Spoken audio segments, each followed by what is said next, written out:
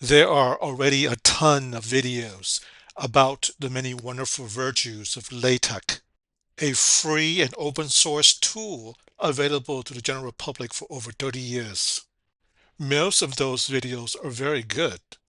If you happen to stumble upon my video and have never heard of LaTeX before, let me give you a very brief overview. I can guarantee you that I will not do justice to all of LaTeX's many abilities because I'm actually making this video to specifically address some of the questions that I have received regarding my video about extracting plain text from Microsoft Word, Excel, and PDF files for training large language models. Plain text, which is to say .txt files, are highly suitable for tasks like natural language processing or NLP in the context of training large language models. Whereas LaTeX uses a .tex file extension, which looks like this.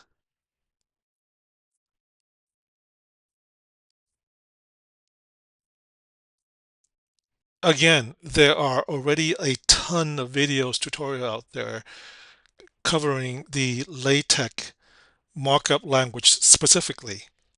And on a side note, if you are a fan of computer science history, Donald Knuth originally created this syntax.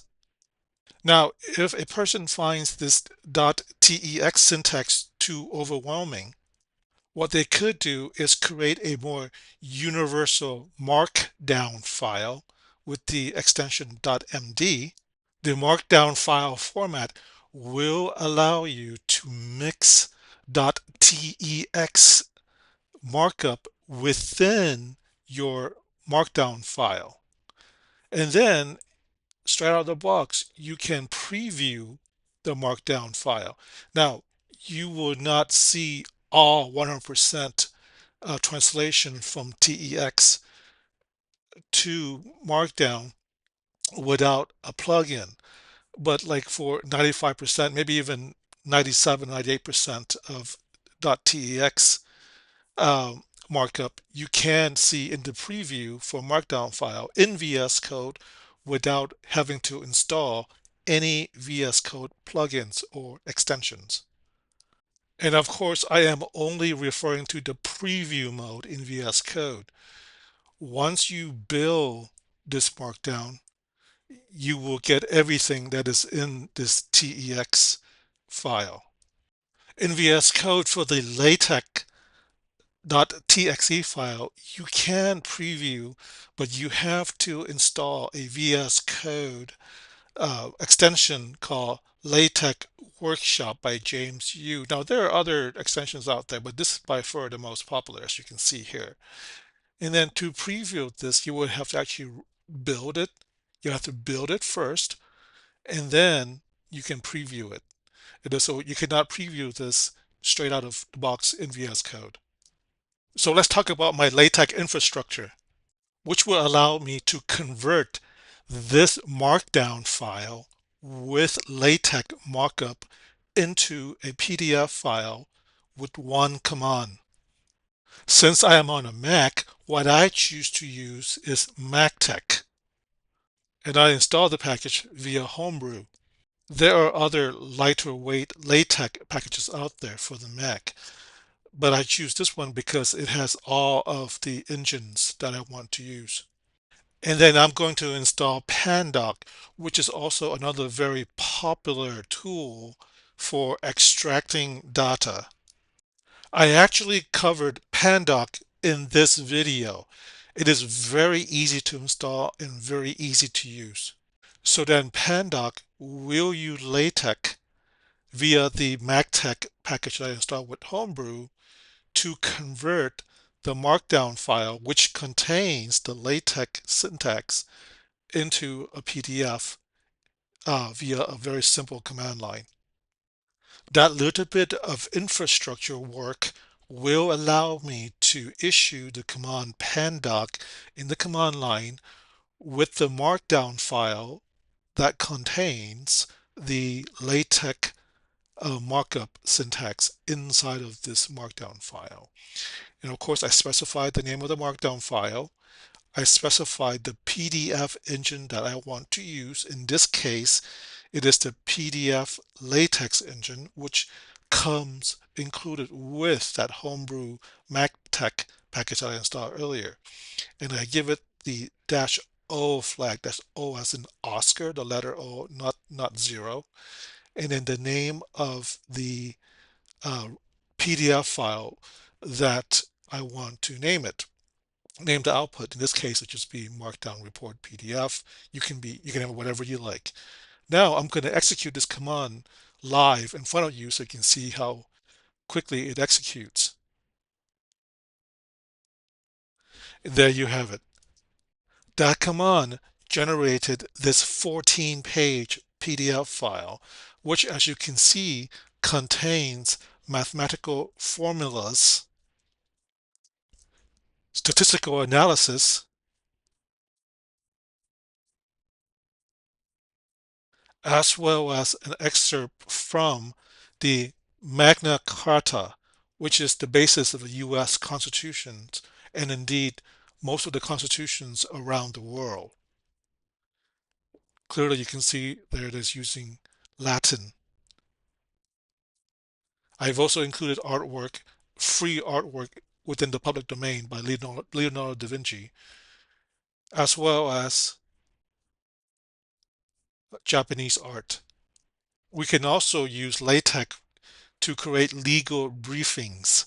For example, the Oracle versus Google case that went all the way to the US Supreme Court. Those briefings were generated with a lot of scientific data, as well as the current case that's yet remain unadjudicated, the Google versus US Department of Justice antitrust case where Google might be forced to sell Chrome. LaTeX can be used to train large language model if and only if you need a highly structured data set that's structured like this. But for the most part, plain text is the way to go for large language model training. Now we arrive at the main reason for this video, to answer everyone's yearning questions about LaTeX.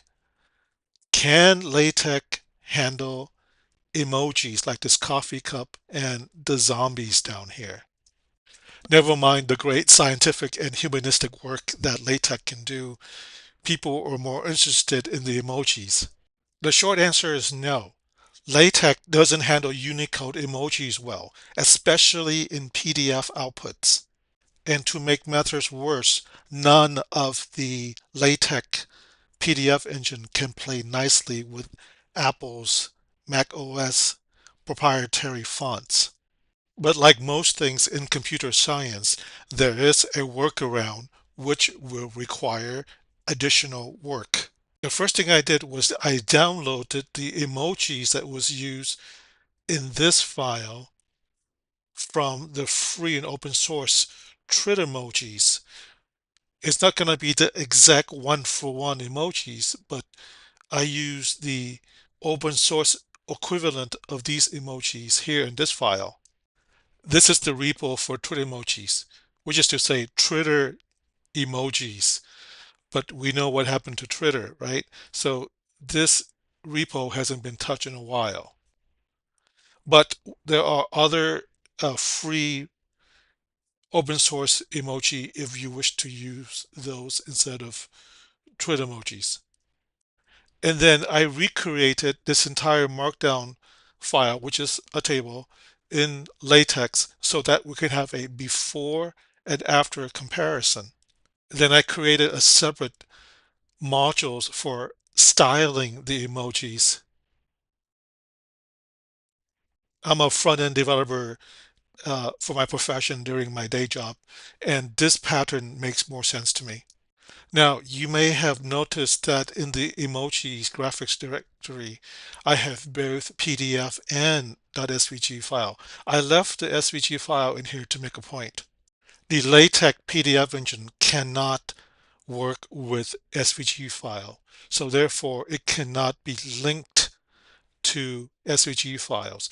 So therefore I have to convert it over to a .pdf file. And I did that by essentially running this loop in my G terminal or Z shell terminal. I know I probably triggered a whole lot of people when I say G, but basically it's just a for loop to convert the file format. That's pretty much it. And here's the before and after. Um, this is the before and this is the reprogram version. Now, I had a limited amount of time to reprogram this table in the LaTeX syntax. If time was an issue, I'm sure I can make it look exactly the same. Now, there is a difference between the proprietary emojis and the open source emoji. That is a given. But I think it conveys the same message. Sometimes workarounds are not the most elegant way to do things, but if you really, really, really want emojis in your LaTeX file, there you have it. Let me show you one other approach. I've already demonstrated to you that we can indeed include LaTeX syntax within a Markdown file. VS Code does have an extension that will easily convert a Markdown file into a PDF. And once you have that extension installed, you simply right click on the document, on the Markdown document, and then select export to PDF, and you're done. So if you're really, really, really jonesing for some high quality emojis, this could be one potential workaround for you. Keep in mind that LaTeX was invented for stuff like this. Or if you need to train your AI model on very structured data. I know this isn't nearly as cool as emojis though. Joking aside, the real reason why I'm making this video is because people have been asking AI agents, off-the-shelf AI agents to help them incorporate Unicode emojis into their workflow, into their Markdown or LaTeX file, and it completely leads them down the wrong path, and they get extremely frustrated, and then guess what, they come to me for answers. Your human AI agent. But yes, some things AI agents are just not really good at. It will confidently lead you down the wrong path, leading to your frustration. So for the time being, this is probably the best alternative that I can offer you. Okay, my dear friends, thank you for sticking with me so far. I thank you again for watching. Please consider subscribing to my channel. It's completely free. Please consider giving this video a thumbs up. I'll see you next time. Bye for now.